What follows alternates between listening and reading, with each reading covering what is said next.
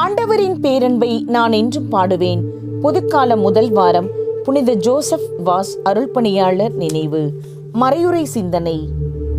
நம்முடைய நம்பிக்கை நமக்கும் நம்மை சார்ந்தவர்களுக்கும் பல நன்மைகளையும் நம் வாழ்வில் பல வல்ல செயல்களையும் நிகழ்த்தி காட்டும் என்கிறது இன்றைய நற்செய்தி. முடக்குவாதம் உடையவரை சுமந்து கொண்டு வந்த 4 பேரும் இவரை இயேசுவிடம் கொண்டு போனால் இவருக்கு நலம் கிடைக்கும் என்று நம்பி அவரிடம் கொண்டு செல்கிறார்கள். இயேசு அந்த 4வரின் நம்பிக்கையை பார்த்து அவரிடம், உன் பாவங்கள் மன்னிக்கப்பட்டன, உன் படுக்கையை எடுத்து கொண்டு போ என்று கூறி முடக்குவாதத்தில் இருந்து அவருக்கு விடுதலை கொடுக்கிறார். எனவே நாமும் நம்முடைய நம்பிக்கையை ஆழப்படுத்துவோம். உன் விசுவாசம் உன்னை குணமாக்கிற்று என்ற ஆண்டவரின் வார்த்தையில் இருக்கும் ஆழமான அர்த்தத்தை உணர்வோம். நம்முடைய நம்பிக்கையை மிகுதிப்படுத்துவோம்.